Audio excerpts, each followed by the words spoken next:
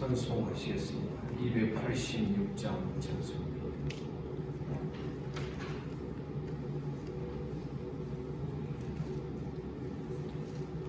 286장.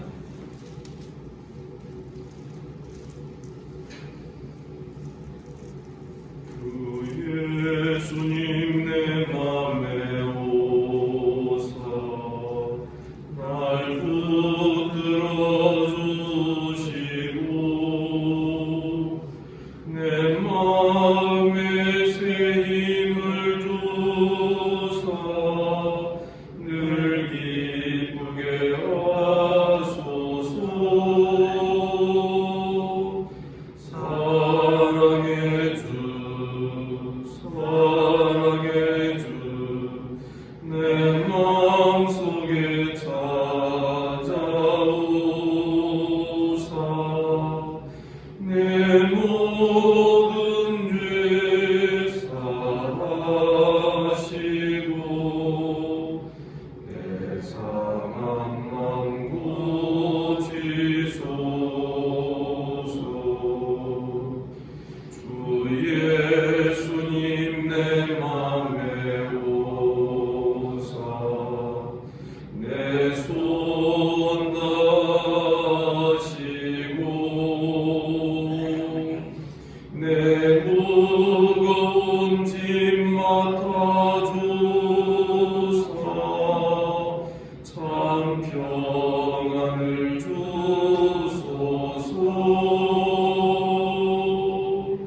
사랑의 주 사랑의 주 내 마음속에 찾아오사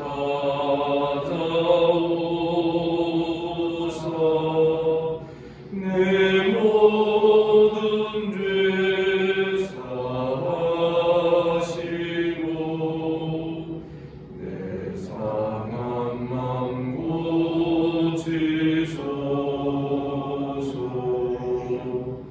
주 예수님 내 맘에 오사 날 정결케 하시고 그 은혜를 내 맘에 채워 늘 충만케 하소서. 사랑의 주 사랑의 주 내 마음속에 찾아오사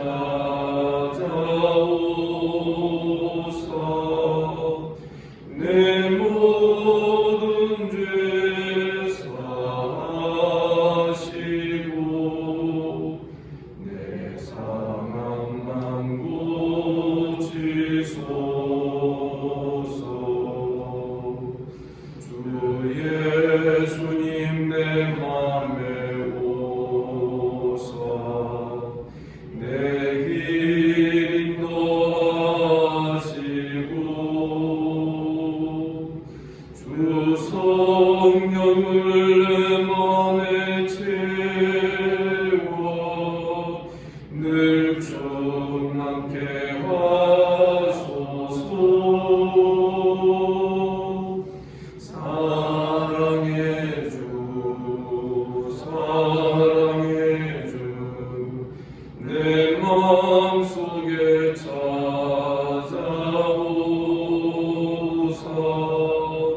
내 모든 죄 사하시고 내 상한 맘 고치소서.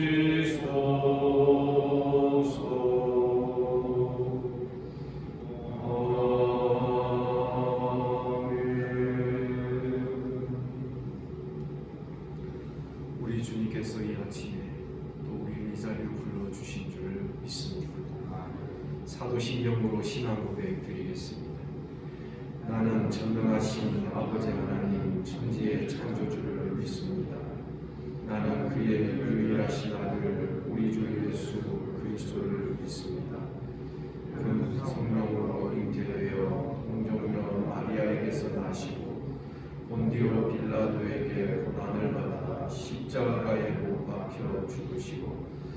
장사된 지 사흘 만에 죽은 자 가운데에서 다시 살아나셨으며 하늘에 오르시어 전능하신 아버지 하나님 우편에 앉아 계시다가 거기로부터 살아있는 자와 죽은 자를 심판하러 오십니다. 나는 성령을 믿으며 거룩한 공교회와 성도의 교제와 죄를 용서받는 것과 몸의 부활과 영생을 믿습니다. 아멘. 하나님 말씀 누가복음 11장 37절부터 마지막 54절까지 교독하겠습니다. 11장 37절. 예수께서 말씀하실 때 한 바리새인이 자기와 함께 점심 잡수시기를 청하고 들어가 앉으셨더니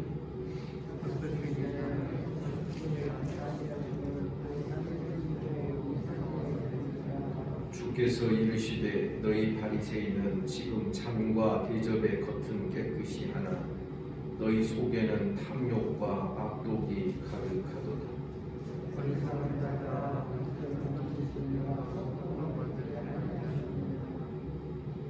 그러나 그 안에 있는 것으로 구제하라. 그리하면 모든 것이 너희에게 깨끗하리라.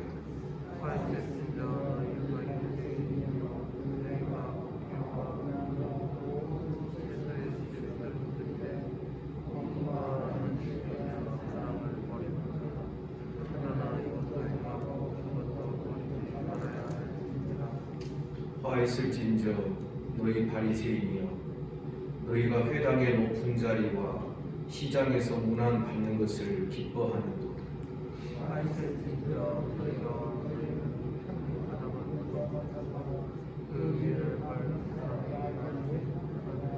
한 율법 교사가 예수께 대답하여 이르되 선생님 이렇게 말씀하시니 우리까지 모욕하시니이다.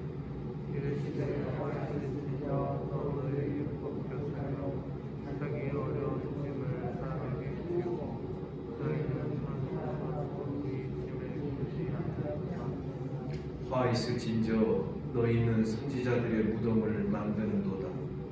그들을 죽인 자도 너희 조상들이로다.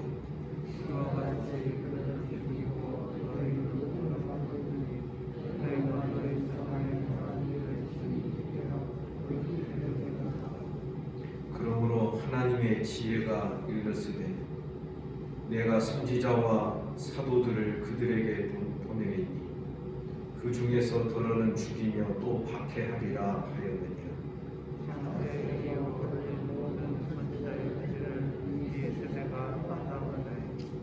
곧 아벨의 피로부터 제단과 성전 사이에서 죽임을 당한 사갈의 피까지 하리라. 내가 너희에게 이르노니 과연 이 세대가 담당하리라.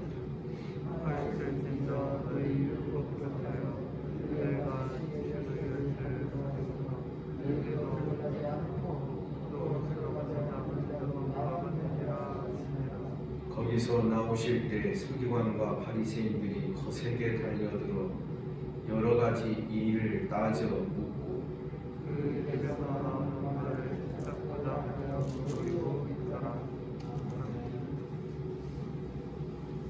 어제 본문에 보시면 눈이 성한 사람, 눈이 밝고 눈이 복잡하지 않는 건전한 사람, 또 혹은 눈이 나쁘고 그래서 온몸이 어두운 사람 이야기가 33절부터 36절에 기록되어 있습니다. 이어지는 오늘의 말씀은 어두운 사람들에 대한 이야기. 몸은 내 몸에 들부는 눈인데 내 눈이 성하면 온몸이 밝을 것이요 만일 네 눈이 나쁘면 네 온몸도 어두울 것이라. 이 어두운 사람들에 대한 이야기. 그것이 37절 이하 오늘 본문에 기록되어 있는 것입니다.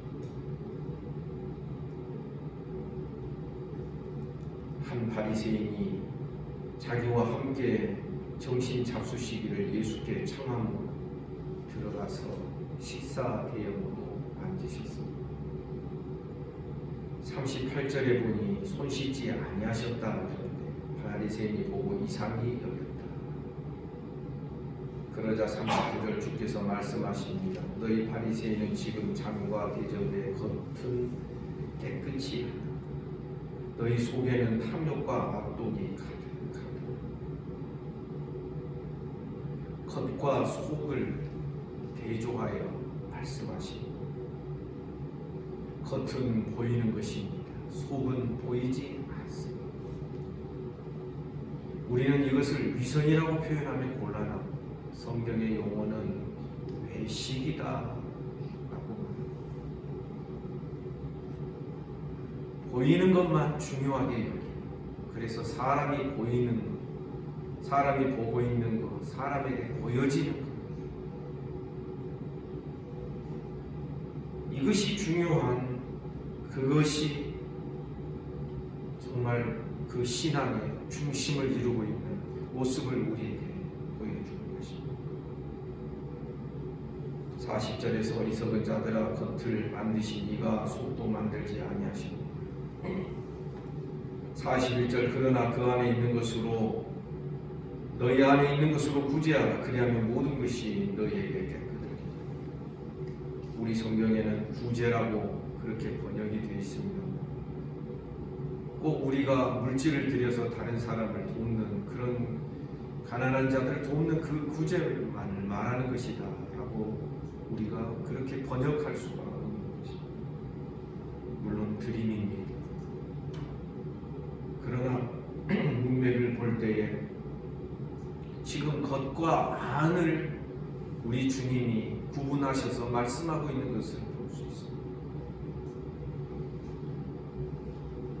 너희 안에 있는 것으로 하나님께 드리라.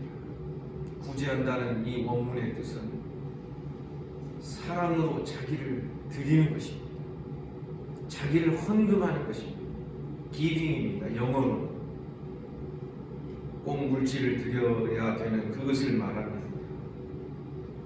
지금 바리새인들은 겉을 깨끗이 하는 것에 아주 민감한 사람들이었습니다. 그 내면에 대하여서는 모른 척하고 도외시하고 그런 사람들이었다는 것이죠. 그런데 주님은 말씀하십니다. 너희 안에 있는 것이 너희 속에 있는 것이 더 중요하다.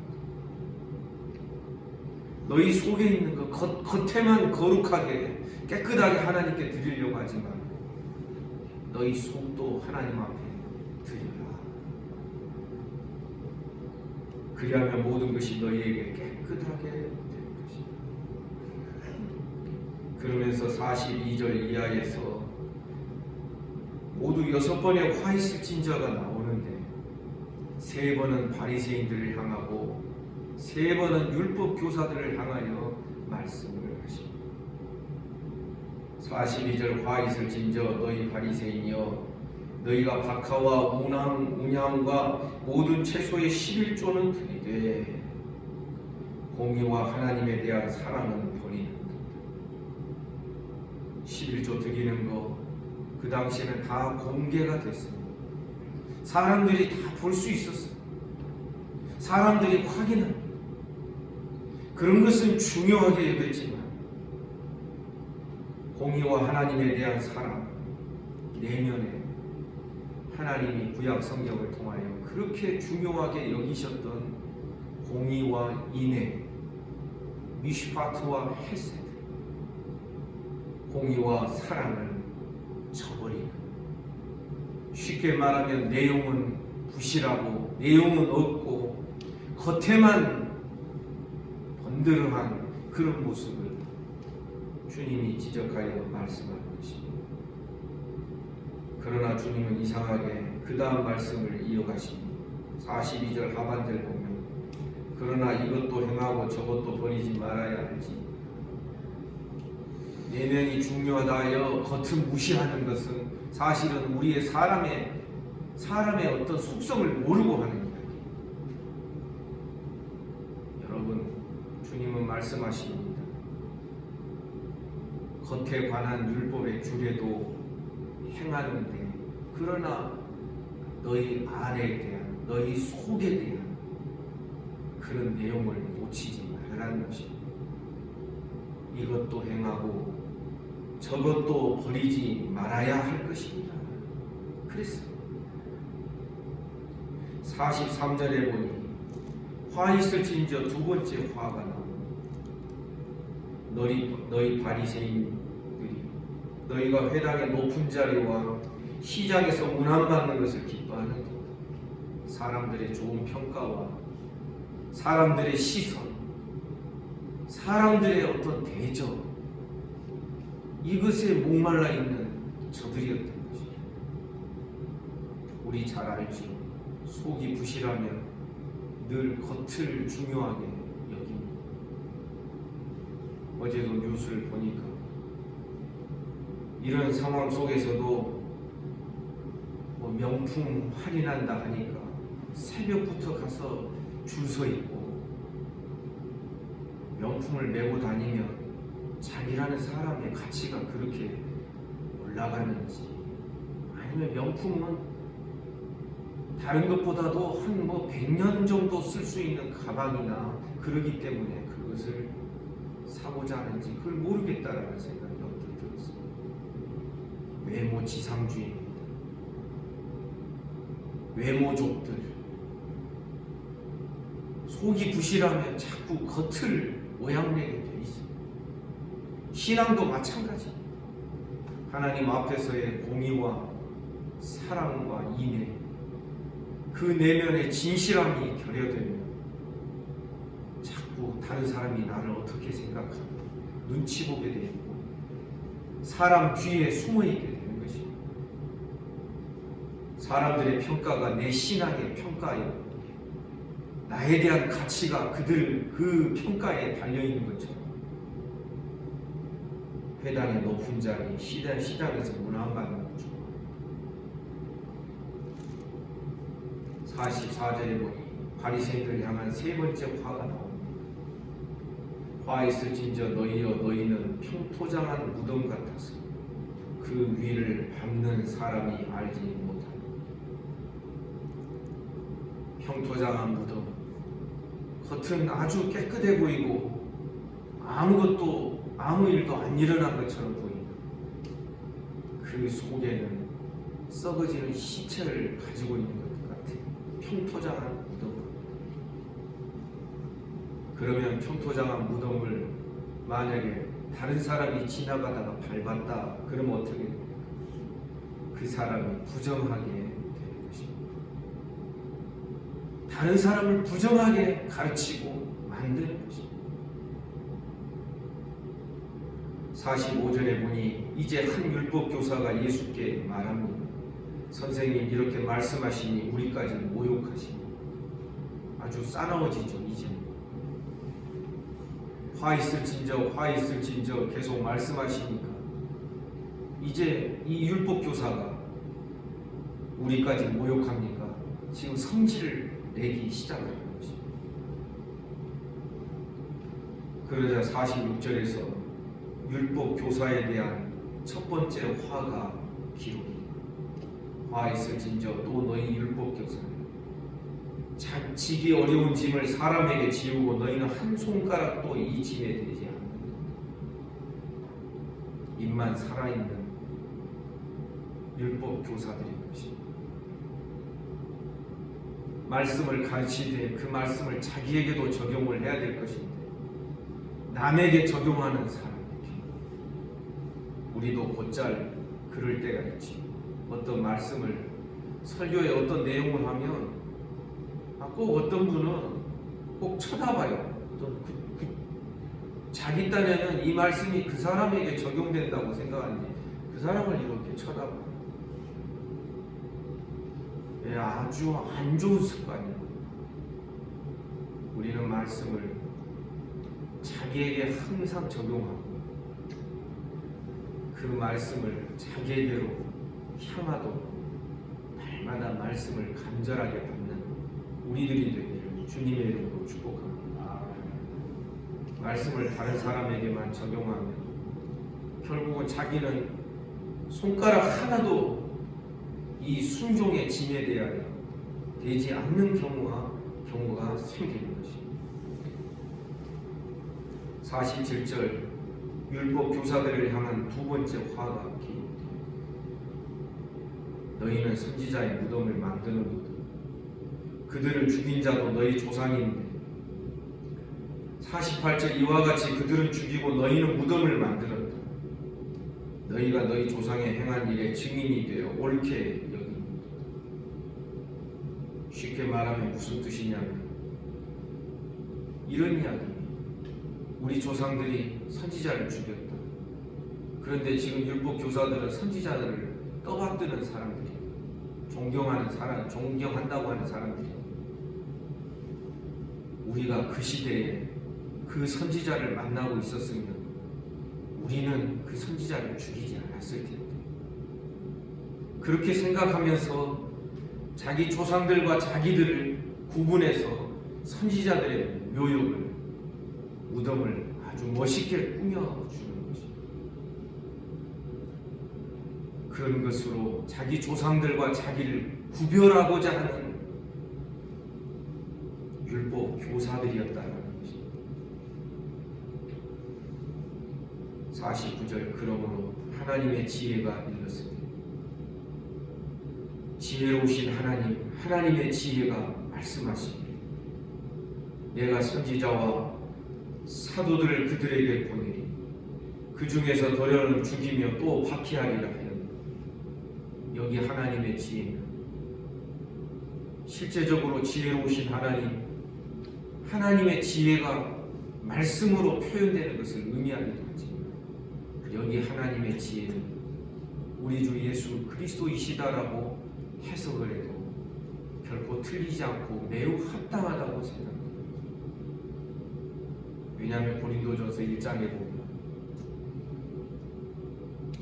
예수 그리스도는 하나님의 지혜이기 때문에 그렇게 표현되어 있기 때문에 그렇습니다. 그러므로 넌지시 주님이 말씀하신 것이지 하나님의 지혜가 되는 예수께서 말씀하신 것이지 내가 선지자와 사도들을 그들에게 보내리 선지자와 사도라고 그랬으니 이건 신약시대를 의미하는 것이지 그들에게 보내리니 그 중에서 더러는 죽이며 또 박해하리라. 너희 시대에 선지자가 있고 사도들이 보내심을 받았으면 너희는 손을 안 댈 줄 아느냐. 똑같다는 것입니다. 너희 조상들과 너희들이 구분이 되고 차별화하고 싶지만 그래서 만일 내가 그 당시에 선지자들이 살았던 그 시대에 있었더라면 나는 결코 선지자를 죽이지 않고 선지자의 말을 잘 들었을 것이라고 그렇게 착각하지 말아라. 50절에 보니 창세 이후로 흘린 모든 선지자의 피를 이 세대가 감당하네.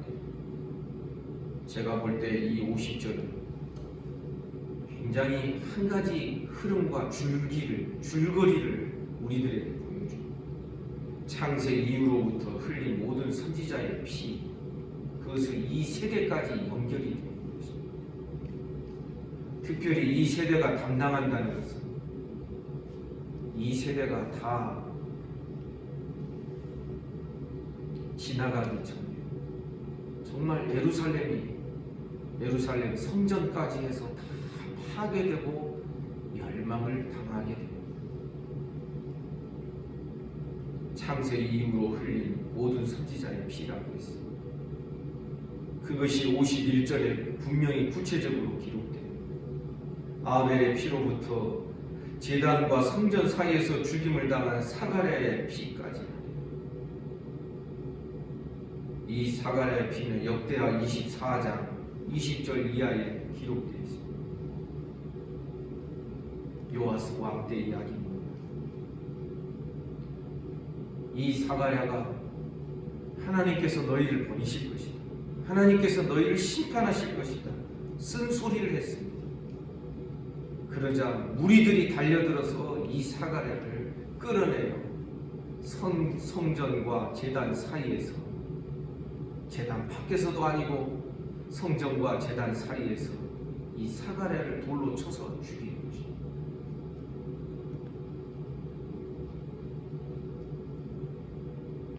그들의 피를 이 세대가 담당할 것입니다. 창세로부터 시작된 이 사가랴 구약 시대의 이 선지자들의 피, 그들을 죽인 피, 쉽게 말하면 창세기 3장 15절에 기록되어 있는 뱀의 후손들의 역사를 한 줄거리로 우리에게 보여주는 것입니다. 뱀의 후손들은, 여자의 후손, 구속자의 후손들은 발꿈치를 상하게 할 것입니다. 사랑 여러분, 지금은 그런 일이 없겠습니까? 지금은 그런 일이 일어나지 않겠습니까? 우리는 곧잘 이 율법 교사들처럼 생각할 수 있습니다.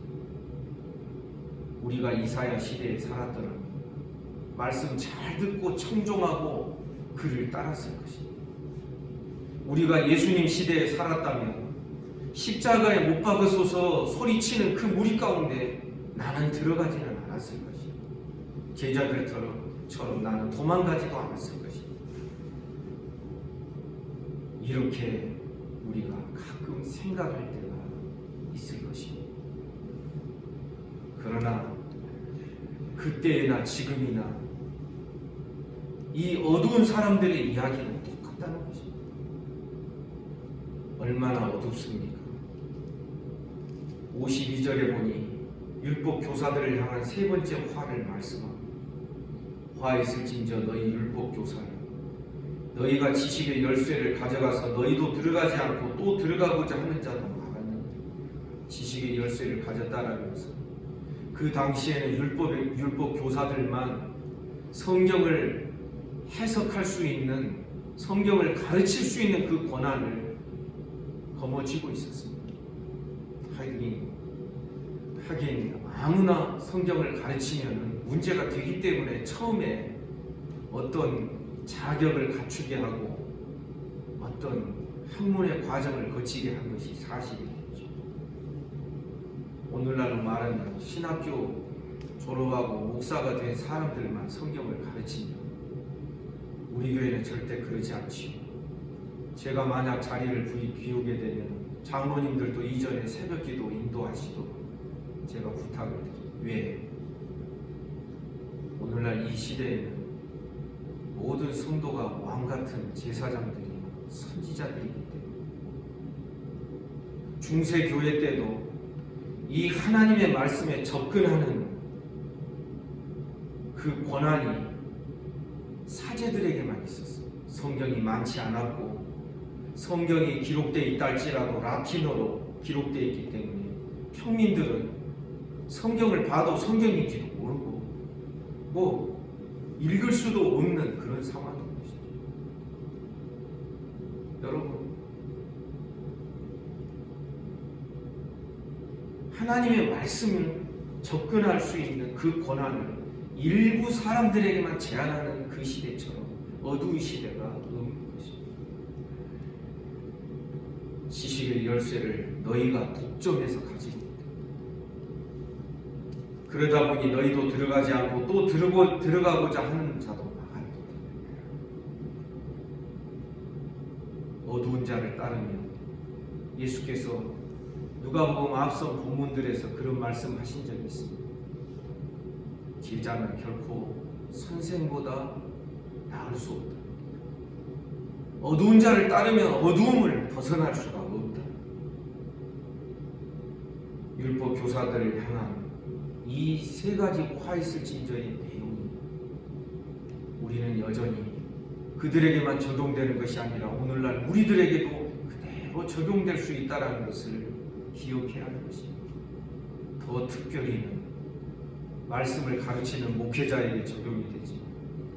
그러나 성도들이 목회자에게 이 말씀을 또 적용하고 말면 여전히 말씀을 자기에게로 적용하지 못하는 것이 되니 이것도 또한 태도가 율법 교사들과 다를 바가 없는 것이. 53절에 보니 아주 거칠고 싸나워집니다. 거기서 나오실 때 서기관과 바리새인들이 거세게 달려들어 거칠게 여러 가지 일을 따져 물었다. 그리고 54절 그 입에서 나오는 말을 책잡고자 하여 노리고 있더라. 이 표현은 여러분 가인에게 하나님께서 말씀하신 그 표현과도 연결이 됩니다. 죄가 네 문 앞에 엎드려 있다는 것입니다.